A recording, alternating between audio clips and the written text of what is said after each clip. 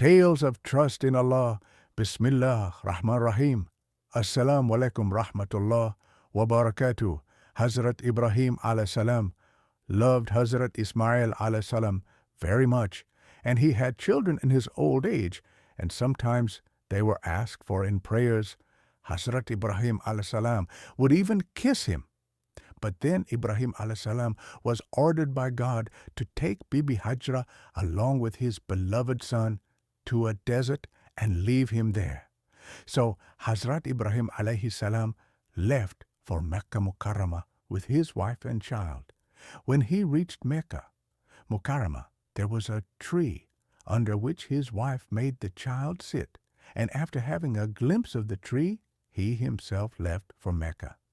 Bibi Hajra used to follow him and used to say, "Have mercy on our condition." We are told in this way, "To whom are you leaving?" Hazrat Ibrahim al-Salam said that your protector is the Almighty. On hearing this, Bibi Sahiba said that Allah is enough for me, and I trusted him.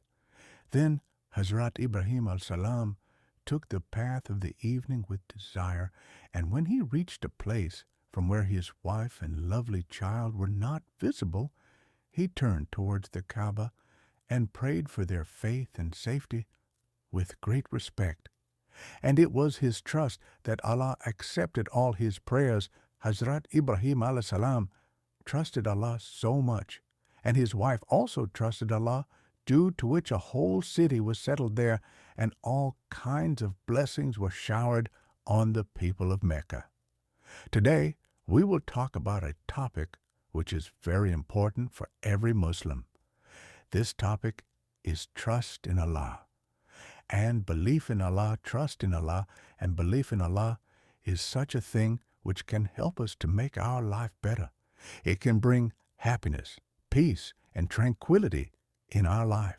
It can give us the strength to bear difficulties and troubles in our life. But what is trust in Allah and belief in Allah? How to do this, and what are its effects? When they got into trouble, how did they trust Allah? Then how did Allah help them? When Hazrat Yunus alayhi salam was in the stomach of a fish, how did he trust Allah? When Hazrat Ibrahim al-Salam was being thrown into the fire, how did he trust Allah? When Musa alayhi salam was crossing the sea, how did he trust Allah? Similarly, in today's video, we will tell you the best sayings of Anbiya Kiram, Awliya Allah, and Sahaba Kiram. How did they trust Allah, and how did Allah help them? Answers to these questions. Or it should be trusted completely on someone. That is why in Arabic it is called al-Waqil, the one who supervises the work of others. Tawakkul in Allah means to trust. Anbiya Karam alayhim.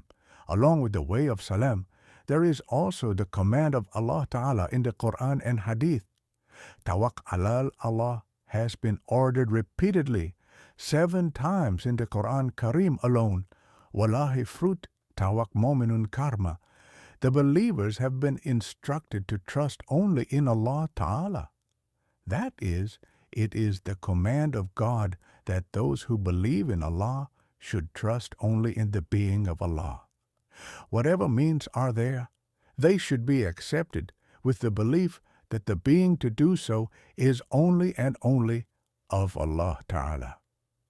When Hazrat Ayub al-Salam prayed to Allah Ta'ala for healing after his long illness, then Allah Ta'ala gave the command to Hazrat Ayub al-Salam. He was told to hit his foot on the ground. Now, it is a matter of consideration whether a person hitting his foot on the ground is responsible for his success.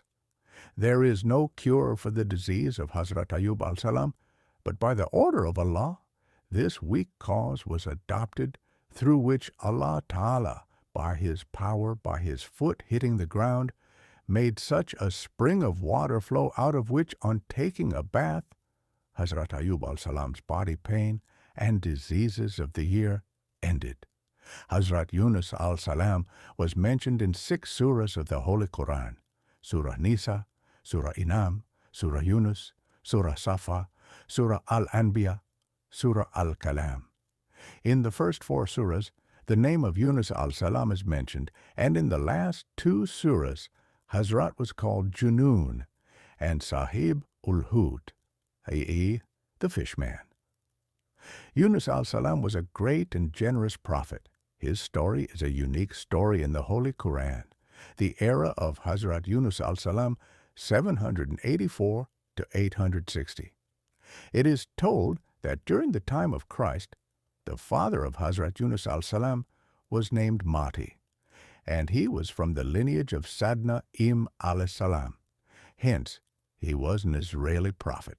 When Hazrat Yunus al-Salam was 28 years old, Allah honored him with the position of prophethood and sent him to Iraq to guide Ashur.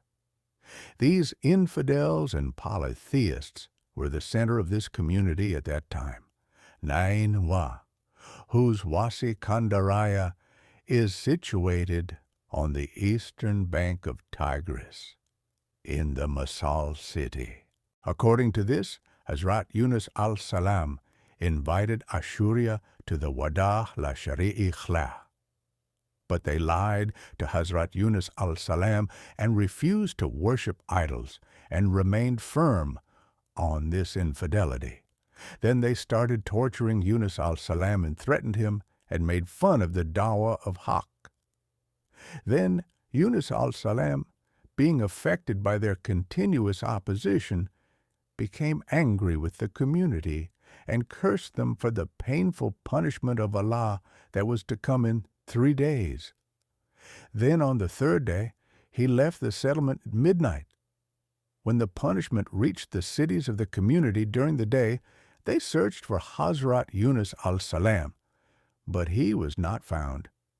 Hazrat Yunus al-Salam, leaving his community in anger, was hijrat, but he was not ordered to do so. After being informed about the punishment, he left his area without Allah's permission. When Ashur saw the signs of punishment and repented, Allah forgave him. One of the principles of Allah's custom that have been described in the Holy Quran is that Allah does not punish any community until it completes its argument. So the Prophet did not continue his advice till the last moment of the time, and he himself migrated before the time fixed by Allah. So the justice of Allah did not allow that community to be punished because all the arguments were against them.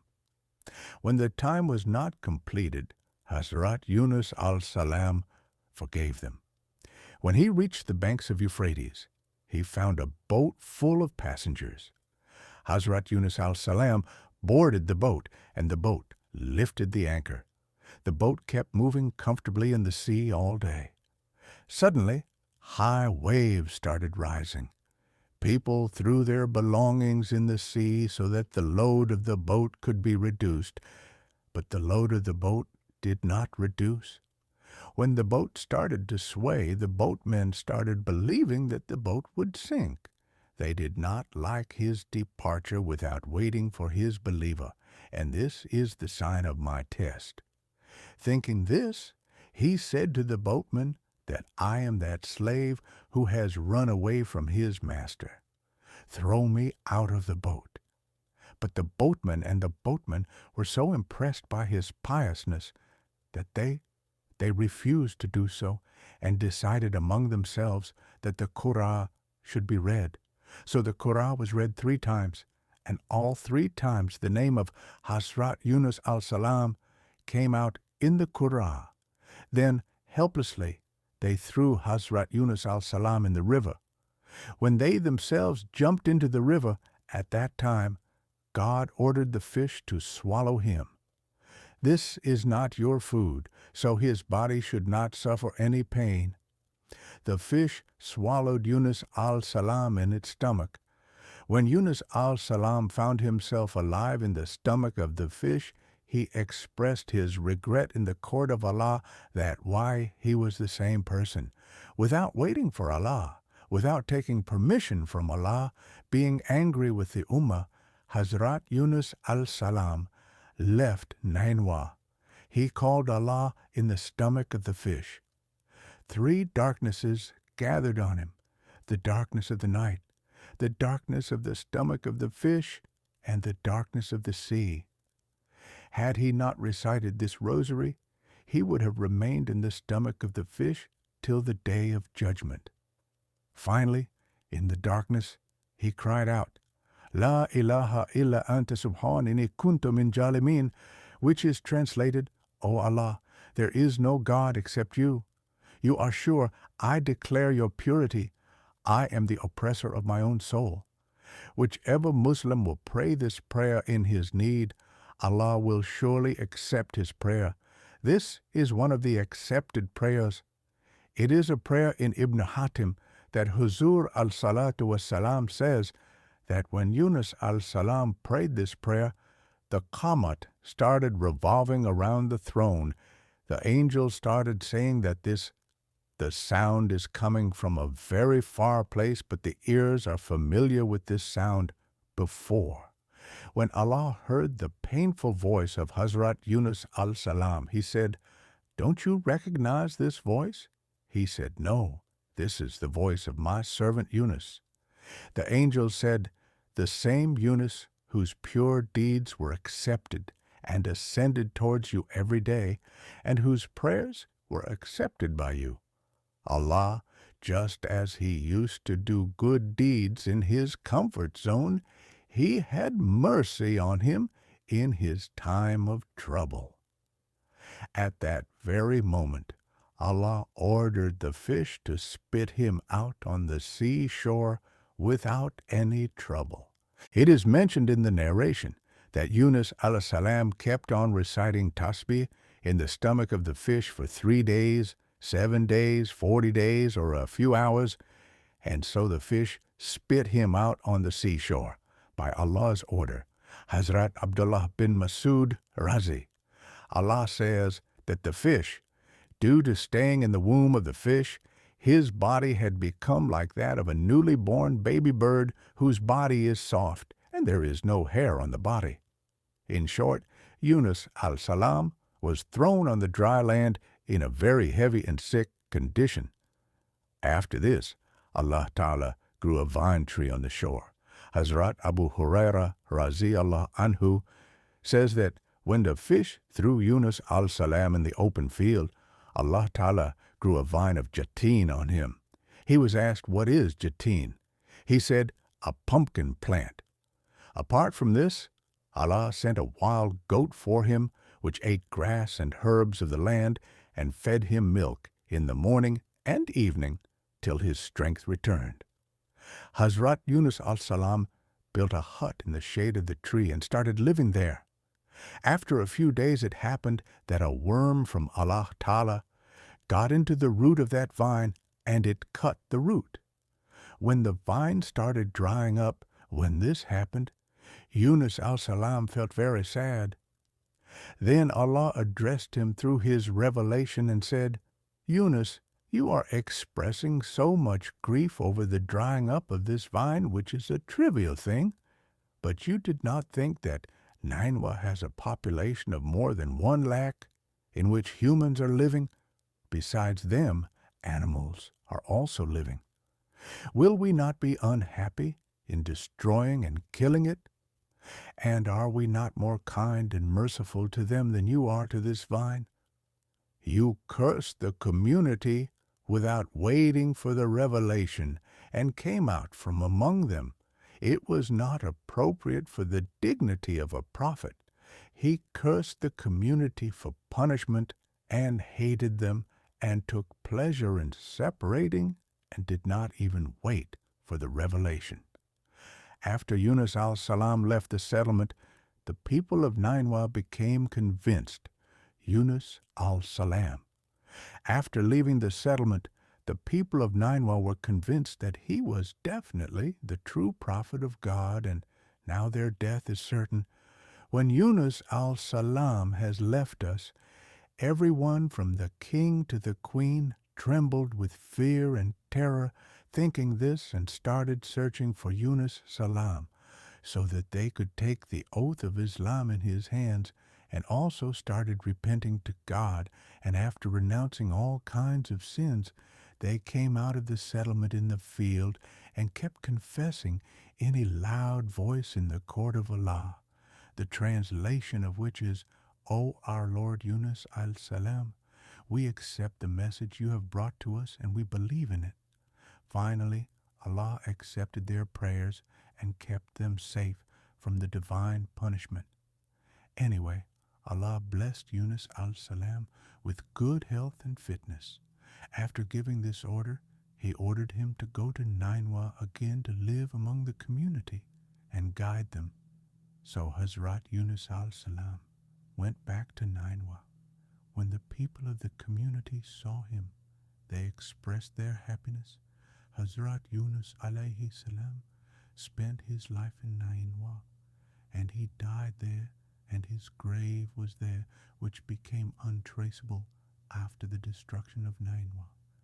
The lesson in this story is that one should not despair of Allah's mercy under any circumstances, and neither should one rely on one's own caste for guidance. Guidance is only from Allah. It is your responsibility to convey the true message to the audience. Hazrat Musa al-Salam was the son of a slave. Al-Salam was not a prince but a slave. He was a member of the community, but he was brought up in the palace of the king like a prince. He could not see injustice being done to anyone and always helped the oppressed.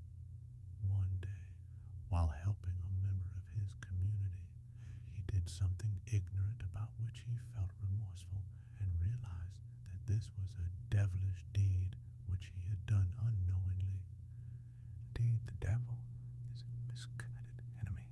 As soon as he realized this, Al-Salam apologized to his Lord and said, O God, I have surely invited trouble for my soul.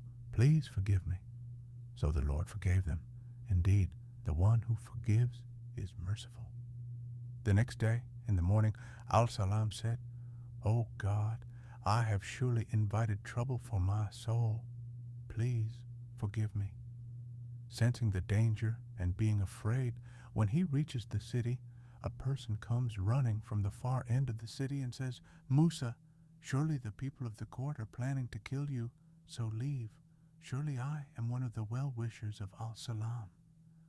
On hearing this news, Al-Salam gets scared and quietly leaves the place and also prays that, O God, save me from the cruel community.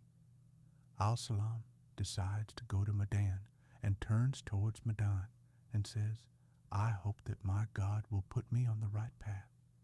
When Al-Salam reaches a well in Medan, he sees that a group of people is giving water to their cattle, and two women are standing on each side crying for their goats. Al-Salam asks those women that why are you both standing like this? Then both of them say that until these shepherds do not give water to their cattle and leave, we will not give water to our goats. We can, and our father Umar Rashida is an old man. So you yourself give water to his goats, and then sit in a shade. And we pray to our Lord, O God, whatever goodness you bestow upon me, I am in need of it. This story is from before Hazrat Musa al-Salam became a king through his prophethood. Just imagine that a young man named Nazo, who grew up in the royal palace, suddenly leaves Egypt, leaving everything behind and saving his life. He faces many difficulties and bears a heavy burden in the desert. Then he reaches a strange area where no one cares for him and no one is aware of him. There is no place to hide his head and no means of livelihood. It is as if the poverty, need, and penury is at its peak. If it would have been an ordinary man, he would have lost courage in the circumstances. But Hazrat Musa al-Salam neither turned to Allah at every opportunity, nor did he commit a crime and asked Allah for forgiveness while saving his life from Egypt. Dua, that, O God, save me from the cruel community. He turned towards Medan and did not find any way. I do not know of any companion, so he said, I hope my God will put me on the right path. And then after a tiring journey of many days, when he reaches Madan, despite his tiredness, he performs the service of the world. He becomes ready to help the weak, and gives water to the goats of both the women without any compensation. After giving water to the goats, that is, doing the good deed, he goes to the shade and says, Ab al-Salam, what would you ask for from your God in such a situation? What would you pray for?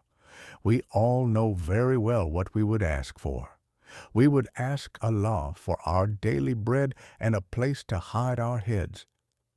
But Hazrat Musa al-Salam neither got frustrated, nor did he fall prey to depression or mental waiting, nor did he get tired like us. He asked God for his livelihood, and neither did he seek any shelter to hide his head, but he prayed in such a way that he left everything to his God and asked everything from his God and said, O Lord, send down whatever good you may bestow upon me. I am dependent on it. Hazrat Musa al-Salam also told us through this prayer that good and blessings descend from the sky, and the one who sends them down is also happy on his throne above the sky. This prayer of Hazrat Musa al-Salam was so amazing that he got a job, a wonderful place to hide his voice, a religious family, a pious wife, and the company of a respectable personality for the development of spirituality, and later, due to the blessings of this prayer, he was also honored with prophethood.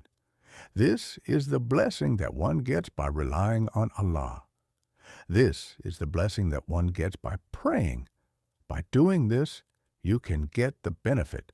There is a divine command about those who trust, the translation of which is that Allah gives him sustenance from such a place where he cannot even imagine, and the person who trusts on Allah, Allah is enough for him. Indeed, Allah completes his work. Indeed, Allah has fixed an estimate for everything. Surah Talaq, Hazrat Musa al-Salam trusted Allah, so Allah Ta'ala also gave him everything from such a place which the human mind cannot imagine.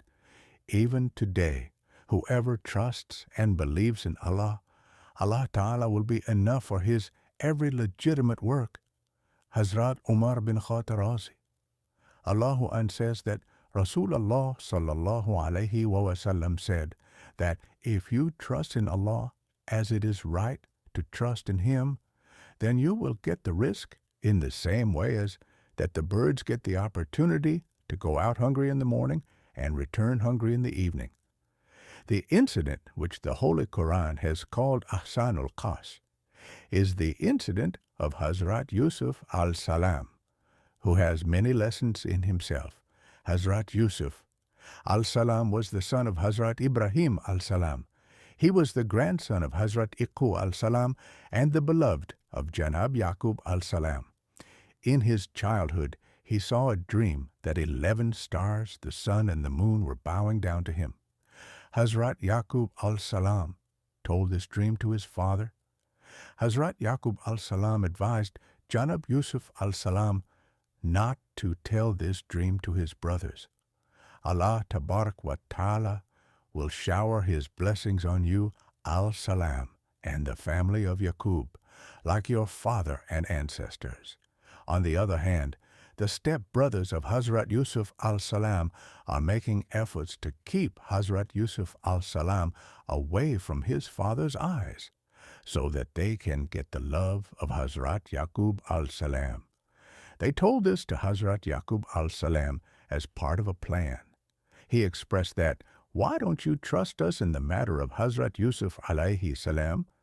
You should send him with us, so that he can play and eat with us. Hazrat Yaqub al-Salam expressed his desire that you should not become negligent of Hazrat Yusuf al-Salam, and a wolf may eat him. He assured Hazrat Yaqub al-Salam and took Hazrat Yusuf al-Salam with him and put him in a deep well. He came to Baba Yaqub and said that your advice has been proved right, and a wolf has eaten Yusuf al-Salam. Hazrat Yaqub al-Salam was patient on this and became silent. A caravan going to Egypt passed by the well in which Hazrat Yusuf al-Salam was present. He put a bucket to get water, and Hazrat Yusuf al-Salam came out through the bucket. He took Hazrat Yusuf al-Salam with him, and he was sold to a rich family of Egypt, Waqia, Aziz Misr, in exchange of a few dirhams. Hazrat Yusuf al-Salam was brought up there and kept deciding the months and years of his life. When Hazrat Yusuf al-Salam grew up, the wife of Aziz Misr became infatuated with his beauty and invited him to do evil, which Hazrat Yusuf al-Salam rejected.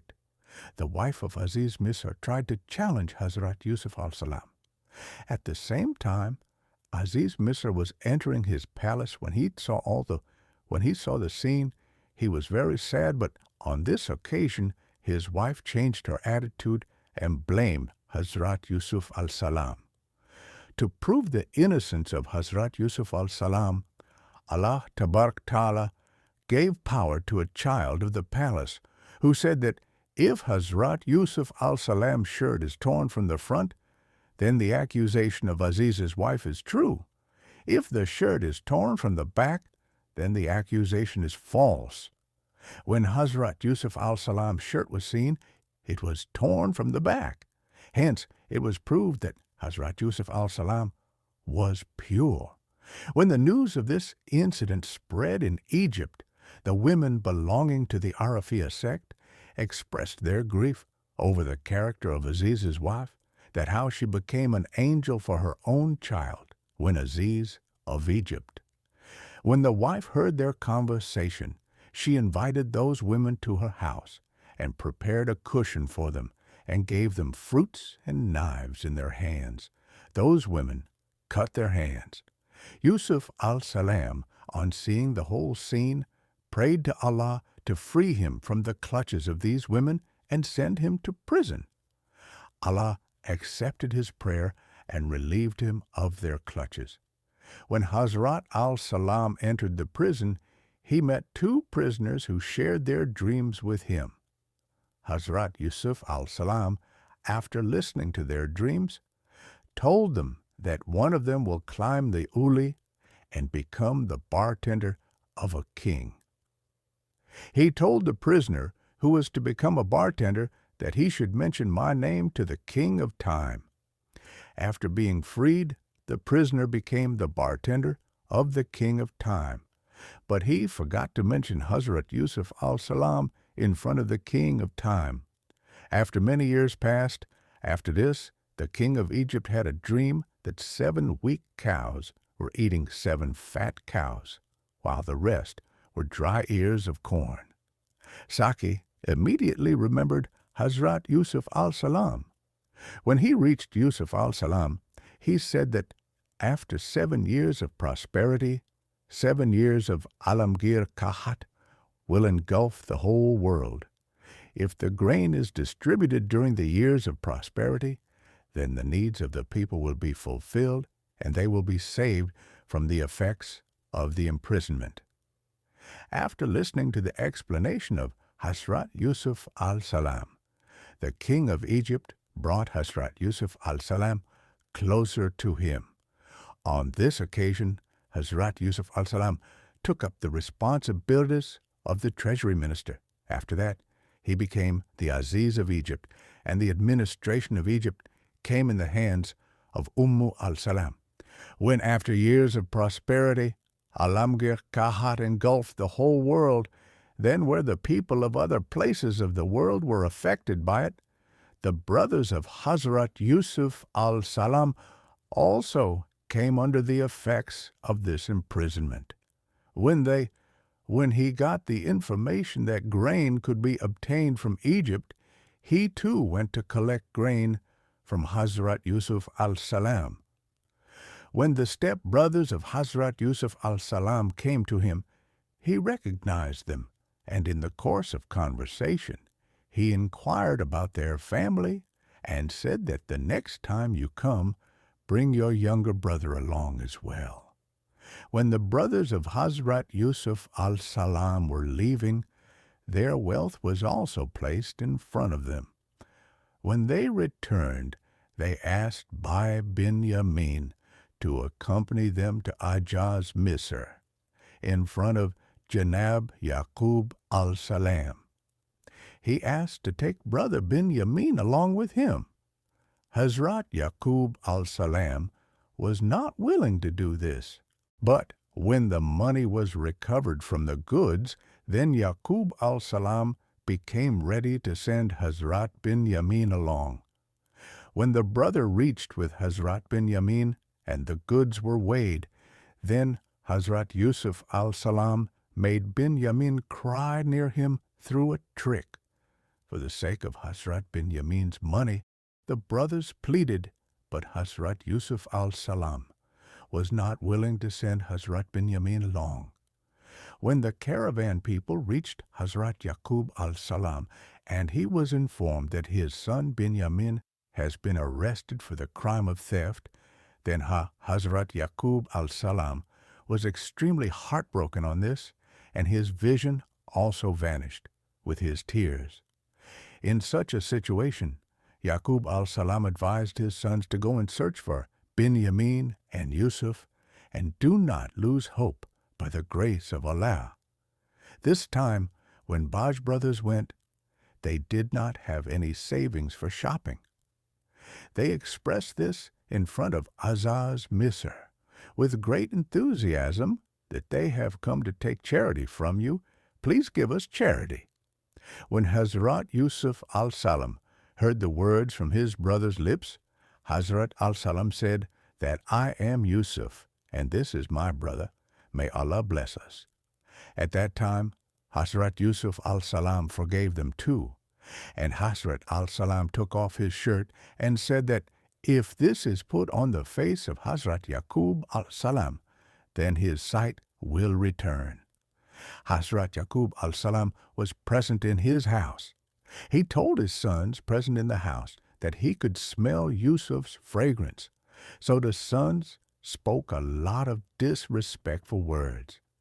In this very asna, when the brothers who had come from outside reached home, and you were made to wear the shirt, you regained your sight. Sons were ashamed. You forgave their mistake and left from among all the family members. Where Yusuf al-Salam made his parents sit on the throne, and his parents and brothers prostrated before him. Thus, the interpretation of the dream of Hazrat Yusuf al-Salam was complete. Friends, the story of Hazrat Yusuf alayhi salam is full of patience. He asked to take brother bin Yamin along with him. Hazrat Yaqub al-Salam was not willing to do this, but when the money was recovered from the goods, then Yaqub al-Salam became ready to send Hazrat bin Yamin along. When the brother reached with Hazrat bin Yamin and the goods were weighed, then Hazrat Yusuf al-Salam made bin Yamin cry near him through a trick. For the sake of Hazrat bin Yamin's money, the brothers pleaded, but Hazrat Yusuf al-Salam was not willing to send Hazrat bin Yamin along. When the caravan people reached Hazrat Yaqub al-Salam, and he was informed that his son bin Yamin has been arrested for the crime of theft, then Hazrat Yaqub al-Salam was extremely heartbroken on this, and his vision also vanished with his tears. In such a situation, Yaqub al-Salam advised his sons to go and search for bin Yamin and Yusuf, and do not lose hope by the grace of Allah. This time when Baj brothers went, they did not have any savings for shopping.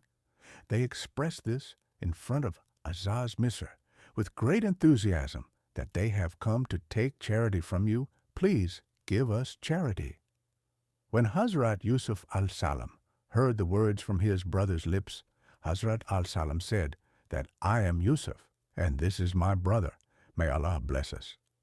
At that time, Hazrat Yusuf al-Salam forgave them too, And Hazrat al-Salam took off his shirt and said that if this is put on the face of Hazrat Yaqub al-Salam, then his sight will return.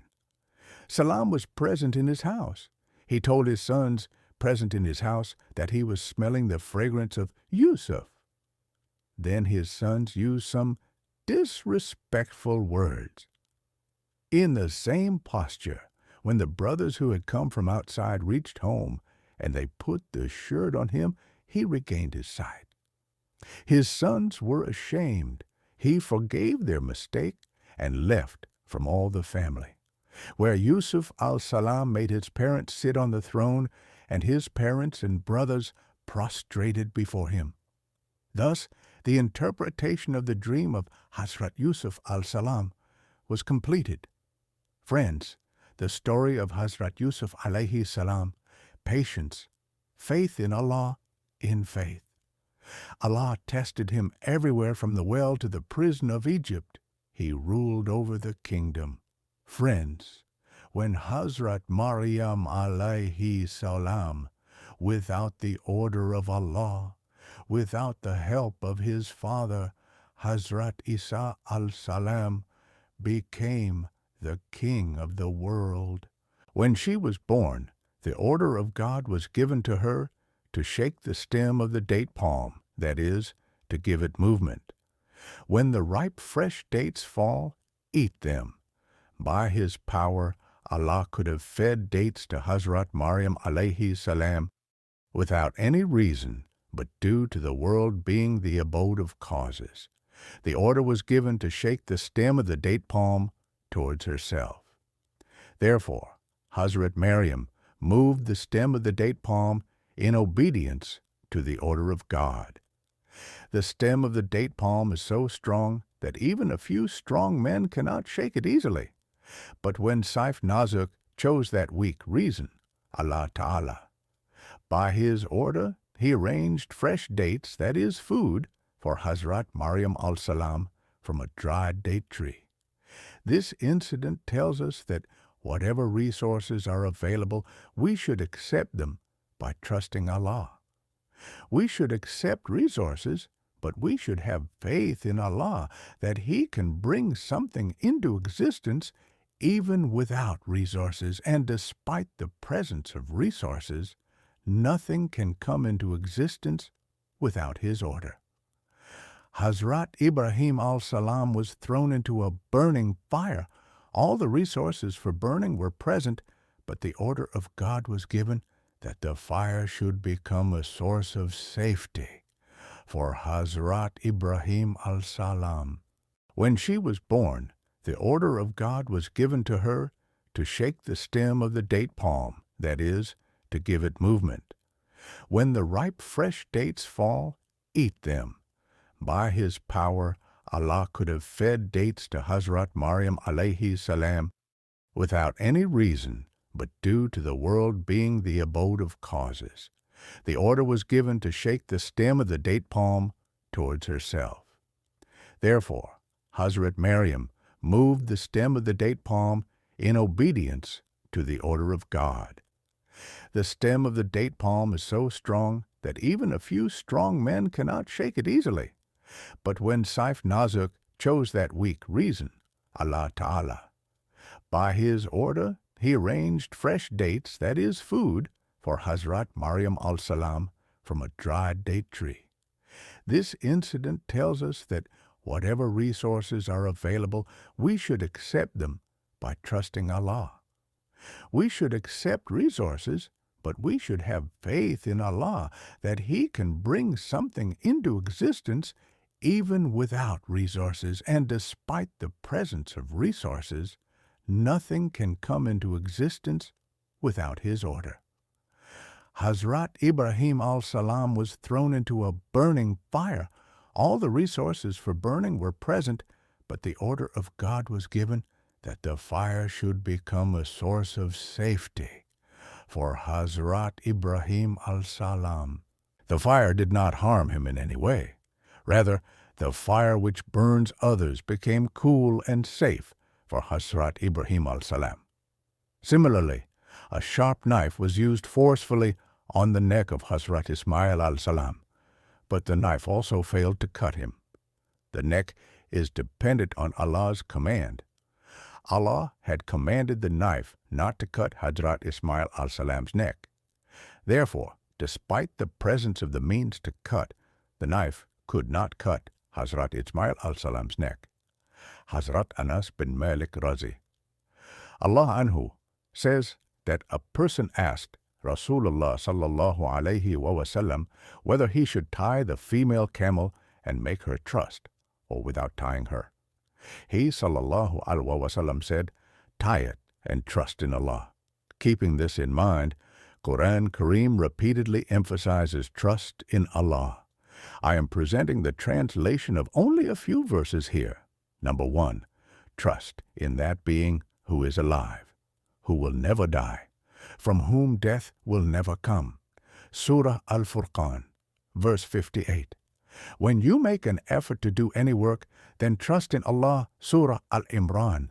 Whoever trusts in Allah, Allah becomes sufficient for him.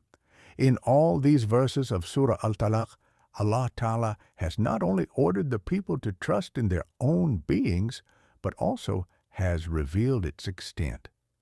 Targu wa Salam also taught to trust in Allah at Maqama and Targu Mecca. When they returned from the Battle of Ahad, they regretted on the way that, despite being the leader of the world, they had returned in vain. If they had exerted some more force, all the Muslims could have been wiped out. Due to this thought, they decided to return to Medina Munawwara.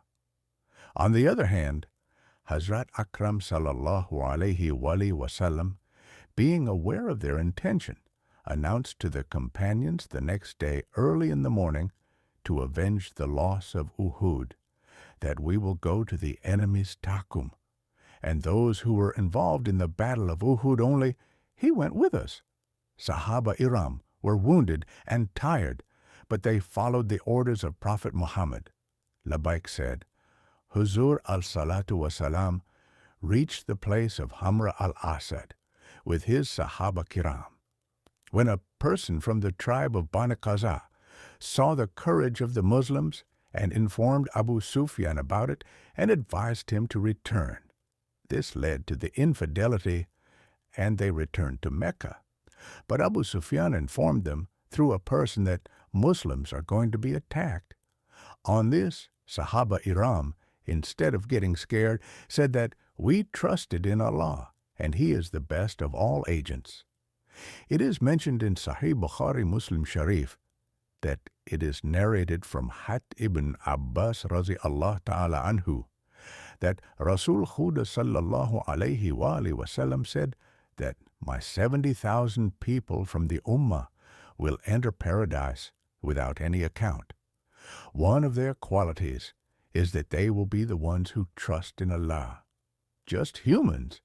Adopt legitimate means, but trust only in Allah's existence, follow the Shariat, fear Allah's punishment and displeasure, hope for forgiveness from Allah's mercy, and similarly, if we also intend to do any work, then first adopt every possible means and leave the result to our Allah, for sure, for the better. Along with this, trust in prayer is very important because it means YaqeenKa, that we should trust Allah, because nothing can happen without His permission. Trust is basically trust and faith in Allah, who accepts those things which He decides, no matter how they turn out. The acceptance of the prayer depends on your trust, as Allah says in the Holy Quran, when my servants ask you about me, then tell them that I am close to them. I hear the prayer of every caller when he calls me. There are countless examples of trust in life, too. A woman says that, for some reason, my food disappeared for a long time. At that time, I was the mother of a young girl. My young father also used to live with us. Our poverty and penury were at their peak, and often there was nothing to eat in our house. If we ate something in the afternoon, we would not be able to eat anything at night. I had to sleep hungry. We used to thank Allah in every situation with patience. One night, hunger and sufferings tested us in a way which had never been tested before. My daughter had a severe fever. The condition of the girl's fever and hunger made me forget my and my father's hunger. I had never seen such helplessness and helplessness. I was so restless that I remembered the saying of Allah Tabarak wa Ta'ala, whose translation is, who accepts the request of the restless when he prays for him, and who removes his pain. Yes, every kind of pain, whether it is of hunger or illness or poverty and suffering and sins, who is there except that pure person who can remove all these pains? Thinking all this, I got up and went to perform ablution, and coming back, I placed a bandage soaked in water on the girl's forehead and stood up to offer my prayers in the presence of Allah. After praying a brief prayer, I raised my hands and prayed for the child. I removed the bandage from her forehead and again soaked it in water and stood up for prayer once again. After the prayer, I raised my hands again for prayer in the court of Allah, replaced the bandage of water on the forehead, and stood up for prayer again. I did Yamal many times. When I was repeating all this again and again, someone knocked on the door. I was surprised. Who could it be at this time of the night? My father asked who it could be. The answer came. I am a doctor. Me and my father. Both were looking at each other with surprise. Who called whom? My father went and opened the door. As soon as the doctor came, he asked the patient, "Where is she?" I simply pointed towards the girl. The doctor checked the girl and handed her a prescription on paper and said, "Give it to me. Pay my fees, and I am leaving." I replied with confidence, "Dr. Sahab, we have nothing to give to you. We don't have any money for the fee. Rather, we don't have anything." Hearing this, the doctor got irritated and almost shouted in anger, said, "If you didn't have money to pay the fee, then why did you call me at midnight? Why did you people make me restless like this?" Hearing the word telephone from the doctor's mouth, I felt that the doctor has come to our house by mistake. I gathered courage and replied, "Dr. Sahab, we didn't call you by phone. Rather, we don't even have a telephone." Hearing this, the doctor asked me, "So is this not so-and-so's house?" I said, "No, Dr. Sahab, so-and-so is our neighbor." Hearing this, the doctor said, "I don't know." He became silent for a while and then left our house and went to our neighbor's house, and we sat silent with shame and regret. Only a little while had passed when the doctor came to our house once again and said with tears in his eyes and a choked voice, "I swear by Allah that I will not leave your house until I hear your whole story." And I told the doctor my whole story, that how I was putting water bandages on the girl's forehead and was also praying to Allah. The doctor quickly got up and went out, and after some time he returned with dinner for us, medicines for the girl, and some household items. He also told us that we will keep getting a salary from him every month as long as Allah wishes. Yes, this is a story of trust in Allah. Hakim ul Ummat Hazrat Maulana Ashraf Ali Thanvi Rahmatullah narrated a strange incident. He has said that for tassel, I copy it in my own language. He said that there is a place in Sandela, Hindustan. There is an incident from there. Once a man was imprisoned because of no rain. The creatures were troubled. For many days the Namaz of Istas was read, but it did not rain. Finally, a guru of the local courtesan came and met the people there and requested that the reason for no rain is our bad deeds and our misfortune. The namaz of Tasca was also read, but it did not rain. Please give us permission to gather in the field and repent. But our request is that when we gather in the field, make arrangements that no person should come to us there. It should not happen that instead of Allah's mercy, Allah's wrath is sent down.